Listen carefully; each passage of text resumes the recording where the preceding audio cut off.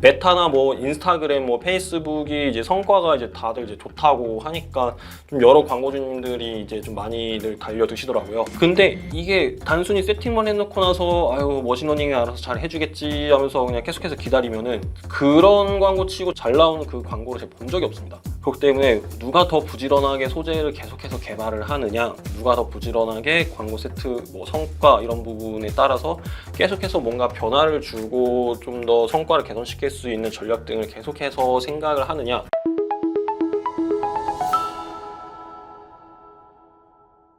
네, 안녕하세요. AMPM 글로벌 홈스택 대리입니다. 오늘은 광고주가 많이 하는 질문 그 세 번째 시간인 메타 광고 관련해서 얘기를 나눠보도록 하겠습니다. 구글만큼 문의가 굉장히 많은 매체 중에 하나인데요. 기능이 많고 또 전략의 가짓수가 많다 보니 광고주님 혼자서 진행하기가 여간 어려운 게 아니실 겁니다. 그래서 오늘은 광고주님들이 많이 물어보는 질문 중에서 이제 좀 몇 가지만 꼽아서 한번 알아보는 시간을 가져보도록 하겠습니다. 그럼 바로 시작해 보도록 하겠습니다.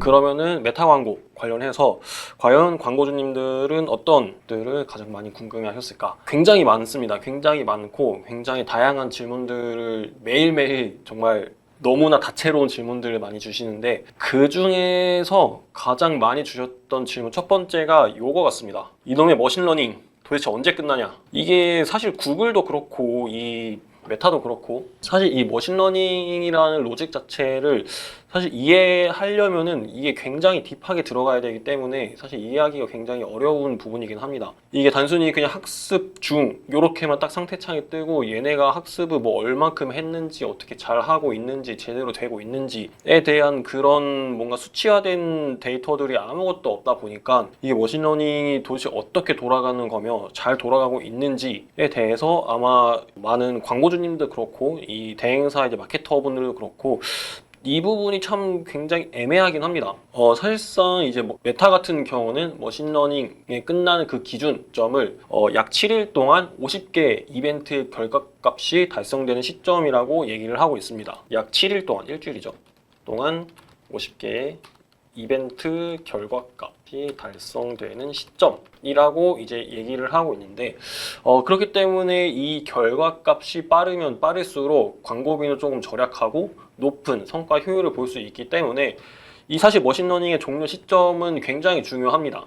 그렇기 때문에 메타에서 얘기하는 이 약 일주일 동안의 50개 이벤트 결과값이 빠르게 달성되도록 하는 게 중요하겠죠. 그래서 이 머신러닝에 대한 기준 자체는 최적화 기준이라고 할까요? 최적화 기준 같은 경우는 뭐 예를 들어서 캠페인의 목표가 뭐 판매 캠페인이고 전환 이벤트가 구매다. 그러면은 이 구매가 50건이 일어나는 그 시점이 이제 그 최적화가 완료되는 시점이라고 봐주시면 됩니다. 뭐 또 얘네 목표가 뭐 똑같이 판매고인데 전환 이벤트가 이번에는 구매가 아니라 뭐 결제 시작이다. 그러면 이 결제 시작이 50건이 발생되는 그 시점이 머신러닝이 끝나는 시점이다 라고 이제 봐주시면 됩니다. 근데 이게 참 약 7일 동안에 50개의 이벤트 결과값이 제대로 달성이 되면 참 좋은데 이 7일 이내에 머신러닝 완료 기준을 충족하지 못하는 경우도 있을 수 있겠죠. 이렇게 머신러닝 완료 기준 충족하지 못하는 경우에는 이 그 게재 표시에 제한된 머신러닝이라는 문구가 뜹니다. 이라는 문구가 뜨면서 이 노란 색깔로 이렇게 표시가 뜨는데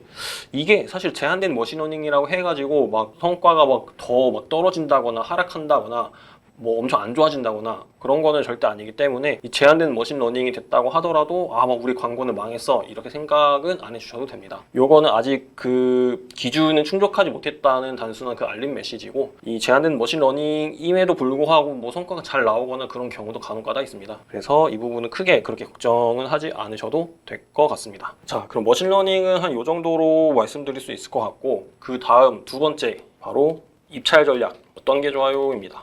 보통 이제 메타 같은 경우는 크게 세 가지에 대한 입찰 전략이 있죠. ABO, CBO, DCO 이런 식으로 세 가지 입찰 전략이 있는데 보통 가장 흔하게 쓰이는 입찰 전략이 이제 ABO 또는 CBO 이렇게 두 가지 입찰 전략을 많이 쓰게 되죠. ABO 같은 경우는 이제 모르시는 분들을 위해서 이제 잠깐 간단하게 설명을 드리자면은 광고 세트 예산 최적화입니다. 캠페인이 있고 광고 세트가 있고 그 세트 안에 이제 광고 소재가 있죠. ABO 같은 경우는 광고 세트 예산 최적화, 즉 광고 세트에 독립적으로 일일이 예산을 분배를 해서 최적화된 세트를 찾는 전략이라고 봐주시면 됩니다. 캠페인 예산이 아니라 캠페인 안에 하위 그룹인 광고 세트별로 독립적으로 한정된 예산을 설정을 하여서 독립적으로 이 예산이 광고 세트별로 예산이 소진될 수 있도록 세팅을 하는 전략인데 사실 이 ABO, CBO 어떤 게 더 좋다고 말씀드리기는 좀 어렵긴 합니다. 그 캠페인 어떤 예산이나 우리 업체의 특성 그리고 뭐 세팅을 어떻게 했느냐에 따라서 ABO가 정답일 수도 있고 CBO도 정답이 될 수 있기 때문에 현재 우리가 광고 세팅을 어떤 식으로 되어 있고 뭐 타겟이나 뭐 그런 전반적인 그런 세팅에 대한 스케치가 어떤 식으로 되어 있는지를 먼저 파악을 하신 다음에 그 다음에 이제 각 그 광고 전략이나 이런 부분들에 알맞는 이런 입찰 전략을 선택을 해주시면은 가장 좋습니다. 그러면 이게 알맞는지 어떻게 아냐는 거는 이제 AB와 CBO의 각각의 장단점을 조금 분석을 해보면은 이제 좀 쉽게 파악을 하실 수 있을 것 같습니다. 첫 번째로 ABO 광고 세트 예산 최적화의 장점이 뭐가 있냐? 첫 번째, 이게 광고 세트 단위로 예산 설정을 관리가 가능하기 때문에 독립적으로 운영을 할 수 있다는 장점이 있습니다. 독립적인 운영 가능. 그리고 두 번째로 이게 세트별로 이제 광고 예산을 설정을 할 수 있기 때문에 이 균등하게 광고비에 대해서 배분이 가능합니다. 균등한 광고비 배분 가능.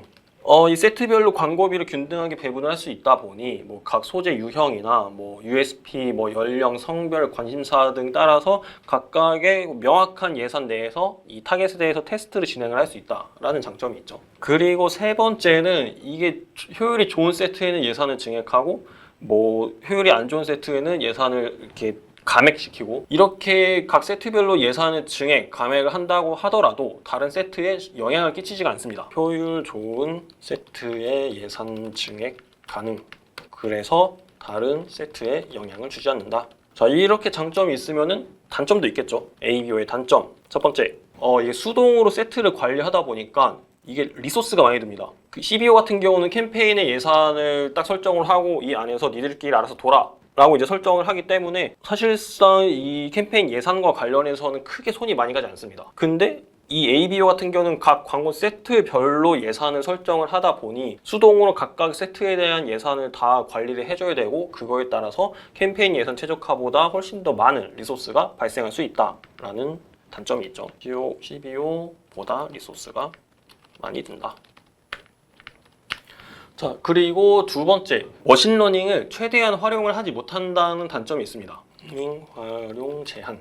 뭐 사람이 막 이렇게 수동으로 이제 운영을 하다 보니까 여기서 분명히 이제 한계라는 게 이제 발생을 하게 됩니다. 그쵸, 캠페인 예산을 이제 캠페인 안에 이제 예산을 걸어 놓으면은 이 안에서 머신러닝이 자동으로 측정을 하면서 성과가 좋은 광고 세트에 더 성과를 배분을 하고 성과가 안 좋은 광고 세트에는 예산을 좀 덜 분배를 하면서 이런 식으로 머신러닝에 따라서 성과별 예산이 차등적으로 분배가 되는데 이 ABO 같은 경우는 각각의 이제 예산 광고 세트별로 이제 예산의 리밋을 걸어버리다 보니까 사실상 이게 이 광고 세트가 성과가 더 좋더라도 이 예산이 한정되어 있기 때문에 딱 그 안에서만 이제 머신러닝이 돈다는 단점이 있죠. 그리고 3번, 세 번째는 이게 ABO로 세팅을 하다 보면은 중복 노출이나 세트 그 타겟이 좀 중첩이 되는 경우가 있습니다. 중복 노출 그리고 세트 타겟 중첩. 그렇기 때문에 우리 광고가 좀 돌려보니까 왠지 모르게 자꾸 CPM이 너무 높게 형성이 돼. 이러면은 이 세트 ABO로 세팅이 되어 있어서 이 타겟별로 좀 중첩이 되어 있지는 않은지 조금 중복으로 노출이 되어서 빈도수가 높지는 않은지 이 부분들을 조금 확인을 해주시면 좋습니다. 자, 그러면은 ABO에 대한 장단점을 알아봤으니 CBO에 대해서 알아봐야겠죠. 자, CBO 캠페인 예산 최적화입니다. 광고 세트보다 상위의 개념인 캠페인 인에다가 이제 예산을 설정을 하는 건데 이 캠페인 예산 최적화의 장점 같은 경우는 사실상 CBO의 가장 큰 장점은 머신러닝입니다. 머신러닝을 최대한 활용을 할 수 있다는 그런 아주 큰 장점이 있죠. 머신러닝을 통해서 자체적으로 세트 예산을 배분하게 됩니다. 그리고 두 번째, ABO 대비 리소스 자체가 적습니다. 관리적인 리소스 감소. 광고 소재에 더 집중을 할 수가 있죠. 자, 3번. 캠페인 예산 최적화로 진행을 하게 되면은 중복 노출이나 세트 타겟 중첩이 최소화가 됩니다. 자, 그리고 마지막 네 번째인데, 요렇게 캠페인 예산 최적화로 세팅을 하게 되면은 캠페인 예산 규모 확장에 용이해집니다. 지금 사실 말씀드리는 게 어떻게 보면 다 당연한 말들이긴 합니다. 이게 캠페인 전체 예산에 대해서만 리밋을 걸어놓게 되면은 그 안에서 이제 어떻게 활동을 하든지 이 캠페인의 그 예산 리밋만 넘지 않게 모든 게 다 자동으로 최적화가 되는 거기 때문에 그거에 따라서 뭐 타겟 중첩도 최소화가 될 수 있고 뭐 예산 규모도 더 쉽게 확장시킬 수 있고 뭐 머신러닝을 통해서 자체적으로 세트 예산도 배분되고 다 어떻게 보면 연결되는 내용들이죠. 자, 그러면은 단점, CBO도 뭐 단점이 있겠죠. 단점에 대해서 얘기를 해보자면은 이게 ABO 대비 세트 예산의 그 균등적인 배분이 어렵습니다. 이게 결국에는 뭔 소리냐면은 캠페인 예산 최적화로 이제 예산 설정을 해놓으면은 이 안에서 분명히 성과가 좋은 게 나타날 수 있고 안 좋은 게 나타날 수 있기 때문에 이 서로에 대한 불균형이 발생됩니다. 그래서 메인 소재 때문에 예산 소진이 한쪽으로 몰리는 경우가 발생된다. 이게 저희가 캠페인 안에 뭐 A 광고 세트, B 광고 세트, C 광고 세트 이렇게 세 개를 세팅을 해놨는데 이 세 개의 그 세트 안에 만약에 뭐 각자 다른 소재들이 등록이 되어 있다면 각 소재별로 이제 테스트를 하면서 좀 어떤 세트, 어떤 타겟이 더 성과가 좋은지에 대해서 참 보고 싶은데 이게 A, B 세트 중에서 A 세트가 가장 성과가 좋다고 이제 메타에서 판단을 해버리면은 이 A 광고 세트 쪽으로 그냥 예산을 다 몰아버립니다. 그렇다 보니까 B 광고 세트, C 광고 세트도 아예 광고가 안 돌아가는 건 아닌데 이렇게 진행이 되다 보니까 B, C 광고 세트는 제대로 광고가 안 돌아가게 되고 이에 따라서 명확한 뭔가 그 테스트를 확인하기가 굉장히 어려워지죠. 그래서 이게 세 번째 단점하고도 연결되는데 균등한 조건에서 테스트가 불가능하다. 광고 세트 예산 최적화 같은 경우는 각 세트별로 예산을 할당을 했기 때문에 이거에 따라서 나름 균등한 조건으로 테스트가 가능한데 캠페인 예산 최적화 같은 경우는 캠페인 안에 그냥 예산을 다 몰아버리니까 이 안에서 니네 좋은 거 뭐 나쁜 거 알아서 균등해 이렇게 설정을 해버리게 되면은 사실상 성과가 좋다고 판단되는 세트에만 예산이 몰아지게 되니 균등한 조건에서 테스트가 불가능하겠죠. 그래서 좀 이렇게 ABO와 CBO에 대한 장단점에 대해서 알아봤는데 우리 광고 계정의 어떤 그 컨디션이 좀 어느 정도냐에 따라서 적합한 이 입찰 전략을 선택을 해주시면 될 것 같습니다. 그래서 저는 보통 이제 광고를 이제 세팅을 하고 이 광고 세팅한 지 이제 얼마 안 된 초기 광고 계정이라면은 좀 웬만하면 CBO를 많이 추천을 드리고는 합니다. 어쨌든 저희가 캠페인의 광고 세트를 세팅을 하고 소재나 이런 것들을 다 세팅을 할 텐데 사실 세트별로 우리가 설정한 그런 타겟들 뭐 인구 통계 타겟, 뭐 관심사 맞춤 타겟 이런 각각의 타겟들이 어떤 소구가 맞는지 어떤 소재가 맞는지에 대한 그 광고 이력에 대한 히스토리가 전혀 없기 때문에 뭐가 성과가 좋은지 저희로서는 알 수가 없습니다. 그렇기 때문에 이 부분은 이제 메타 머신러닝에 좀 맡기는 거죠. 그래서 캠페인 예산 최적화로 걸면서 이 안에서 어떤 게 성과가 좋은지 1차 테스트를 진행을 해보고 여기서 A 광고 세트가 좀 괜찮네? 그러면 A 광고 세트만 따로 떼다가 뭐 얘는 이제 광고 세트 예산 최적화로 돌리고 얘가 성과가 잘 나왔으니까 B, C 광고 세트는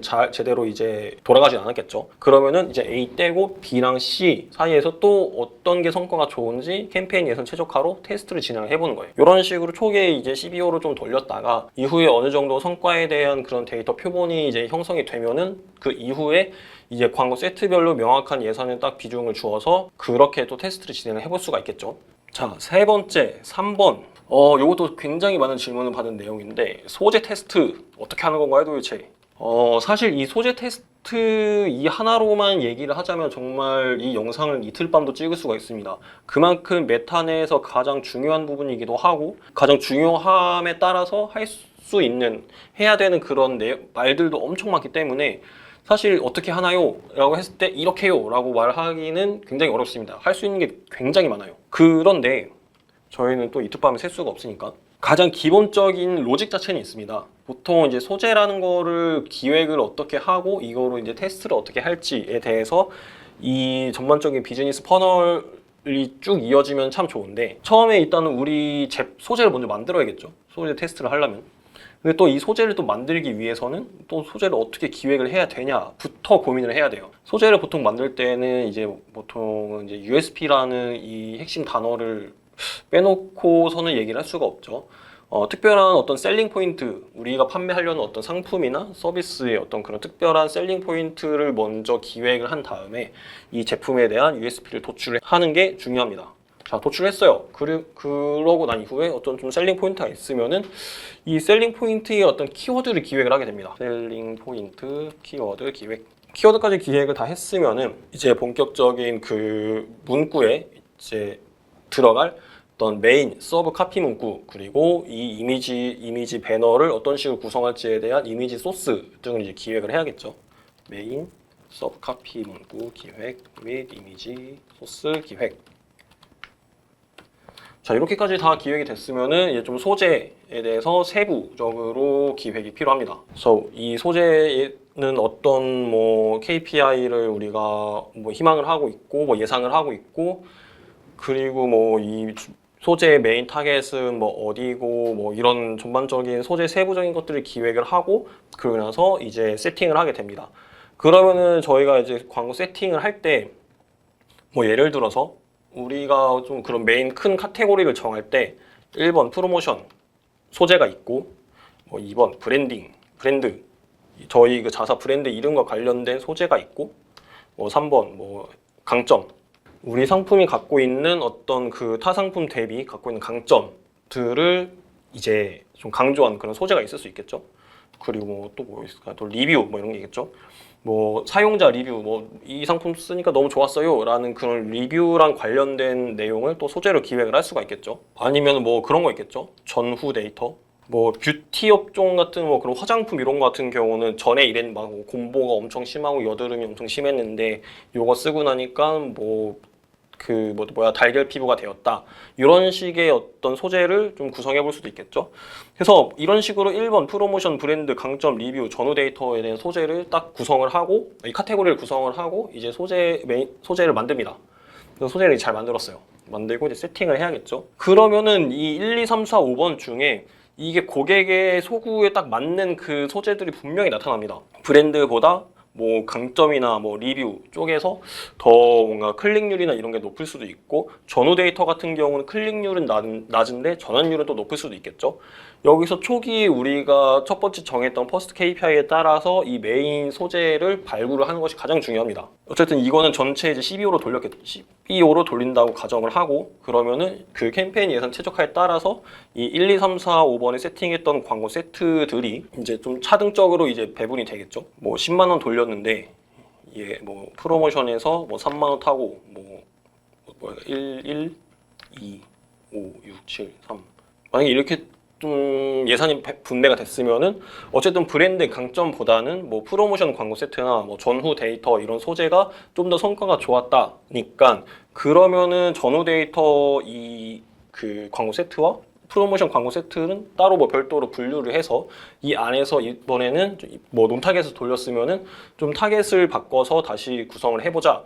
그래서 이제 뭐 메인 소재 캠페인을 하나 만들어서 여기서 이제 프로모션 광고 세트, 전후 데이터 광고 세트인데, 이 전후 데이터 광고 세트 타겟은 뭐 맞춤 타겟 뭐 어떻게, 뭐 유사 타겟 어떻게, 이런 식으로 또 타겟이나 이런 부분들을 조금 더 이제 확장시켜서 광고 세팅을 해볼 수 있겠죠. 그리고 이제 얘네가 빠졌으니까 이제 또 얘네 브랜드 강점 리뷰 얘네 셋이서 또 잘 돌아가는 소재가 있겠죠. 보니까 이 브랜드는 뭘 해도 계속 안 나오고 뭐 강점이나 뭐 리뷰가 또 잘 나온다. 그러면은 얘는 빼야죠. 그래서 난 우리 브랜드 어떻게든 막 소재로 막 하고 싶은데, 이거는 이제 광고주님 생각이고, 어쨌든 우리의 이 상품이나 랜딩 페이지 전반적인 부분들을 봤을 때 소비자 입장에서는 이 브랜드가 갖고 있는 소재의 이미지 소구가 반응이 없다는 거잖아요. 그러면은 이게 나는 너무 하고 싶은 데가 아니라 소비자들이 우리 그런 뭐 자사 브랜드랑 관련된 이 소재 이미지는 반응이 없구나를 빨리 인지를 하시고 이거를 뭐 소재를 빨리 빼든가, 아니면은 이 정 아쉬우면은 이 브랜드랑 관련된 소재들을 더 디벨롭을 해서 조금 더 발전을 시키든가, 이런 뭔가 그 개선점이 필요합니다. 그래서 이런 식으로 계속해서 진행을 해 주셔야 됩니다. 이게 결국 소재 테스트거든요. 우리가 기획한 소재, 우리의 USP에 맞게 도출된 이 여러 개의 소재들이 광고를 돌렸을 때 어떤 소비자들한테 가장 반응이 좋은지, 이 소구점을 먼저 파악을 하고, 그 이후에 소구점이 파악된 이 소재들을 별도로 또 그룹핑을 통해서 더 효율적으로 관리를 하면서 성과를 결론적으로 개선시키는 이 모든 과정을 소재 테스트라고 봐주시면 됩니다. 이 말은 참 쉽죠. 사실 이러한 그런 과정들을 계속해서 부지런하게 이렇게 계속해서 진행해 주셔야지 성과가 어느 정도 계속해서 올라가게 됩니다. 메타나 뭐 인스타그램, 뭐 페이스북이 이제 성과가 이제 다들 이제 좋다고 하니까 좀 여러 광고주님들이 이제 좀 많이들 달려드시더라고요. 근데 이게 단순히 세팅만 해놓고 나서 아유 머신러닝이 알아서 잘 해주겠지 하면서 그냥 계속해서 기다리면은 그런 광고 치고 잘 나온 성과를 잘 나온 그 광고를 제가 본 적이 없습니다. 그렇기 때문에 누가 더 부지런하게 소재를 계속해서 개발을 하느냐, 누가 더 부지런하게 광고 세트, 뭐 성과 이런 부분에 따라서 계속해서 뭔가 변화를 주고 좀 더 성과를 개선시킬 수 있는 전략 등을 계속해서 생각을 하느냐, 얼만큼 부지런하게 세팅을 하느냐에 따라서 이게 곧 성과랑 연결된다는 점, 이 부분 확인을 해주시면 될 것 같습니다. 그리고 나서 이 질문도 굉장히 많이 받았는데, 저희가 이제 메타에서 유입 데이터 확인을 위해서 픽셀이라는 거를 사용을 하게 되죠. 지금 이제 데이터 세트라고 하는데 이 픽셀 삭제하고 싶어요 라는 문의가 이게 은근히 굉장히 많이 주셨습니다. 결론부터 말씀드리면 픽셀은 삭제를 못합니다. 뭐 정확히 말하면 픽셀 계정은 삭제를 할 수는 없습니다. 스크립트가 그 웹사이트에 등록된 그 스크립트를 뺄 수는 있겠죠. 그거를 뺄 수는 있는데 그 계정 내에서 픽셀 계정 삭제 기능 자체가 없습니다. 그래서 픽셀 삭제하고 싶어요. 그러면은 뭐 그런 호스팅사나 아니면은 뭐 홈페이지 외주사를 맡기셨으면은 거기서 스크립트를 뺄 수는 있는데 픽셀 계정 자체는 삭제가 안 된다. 확인해 주시면 될 것 같고요. 그리고 소유권 이전도 안 됩니다. 이 부분도 좀 확인해 주시면 될 것 같아요. 이런 권한이나 이런 것들은 다 부여를 할 수 있는데 원래 내 소유의 그 픽셀을 다른 사람으로 소유권을 넘기는 것도 불가능합니다. 또 한번 확인해 주시면 될 것 같고, 자, 이거랑 또 비슷한 게 있었죠. 스마트 스토어, 픽셀 삽입 어떻게 하나요? 사실 이거는 원칙적으로는 안 되는 게 맞습니다. 그러니까 저희는 이제 또 네이버 공식 대행사다 보니까 이게 안 되는 거를 뭐 어떻게 우회해서 가능합니다 라고 말씀을 드릴 수가 없어요. 그래서 원칙적으로는 저는 무조건 다 안 된다고 합니다. 사실상 이게 되더라도 뭐 우회하는 방법이 있다고는 하는데 이게 사실상 데이터 집계도 정확하지 않을 뿐더러 뭔가 어쨌든 우회 정상적인 방법으로 진행을 하는 게 아니다 보니까 사실 이거를 픽셀을 삽입을 하고 나서도 뭐 그렇게 큰 뭐 유용한 그런 거를 못 봤다라는 얘기를 굉장히 많이 들어봤거든요. 그래서 그냥 안 되는 거는 다 이유가 있는 거니까 그냥 안 하시는 거를 추천드립니다. 스마트 스토어를 꼭 돌릴 건데 자사몰은 절대 안 돌릴 거고 스마트 스토어만 무조건 돌릴 건데 난 뭐 메타 광고를 하고 싶어. 그러면은 그냥 단순히 그냥 트래픽으로 돌리시는 거를 추천드리긴 합니다. 이게 사실상 그렇게 뭐 픽셀을 삽입을 해서 전환 캠페인 돌린다 하더라도 성과가 잘 나왔다는 얘기를 사실 전 들어본 적도 없고, 괜히 어쨌든 네이버에서 이런 스마트 스토어 자체 그런 스크립트에 대한 수정 이런 부분들은 굉장히 엄격하게 생각을 하기 때문에 괜히 하지 말라는 거 괜히 했다가 피해를 보시는 것보다는 그냥 하지 말라는 거는 안 하는 게 제일 좋다고 생각이 듭니다. 네, 그래서 오늘은 이제 메타 광고 관련해서 뭐 요 정도를 알아봤고요. 사실 이거 이외에도 굉장히 궁금한 부분들이 많으실 것 같습니다. 특히나 뭐 인스타그램 계정 연동하면서 뭐 연동이 뭐 되고 안 되고 캠페인 세팅을 했는데 계속 오류가 뜨고 정말 많은 궁금증들이 있으실 것 같은데 이런 거 같은 경우는 이제 저희 측에 문의 주시면은 저희가 아는 선에서는 최대한 세부적으로 답변 드릴 수 있도록 하겠습니다. 네, 이상 광고 퍼포먼스 사팀 홍스택이었습니다. 감사합니다.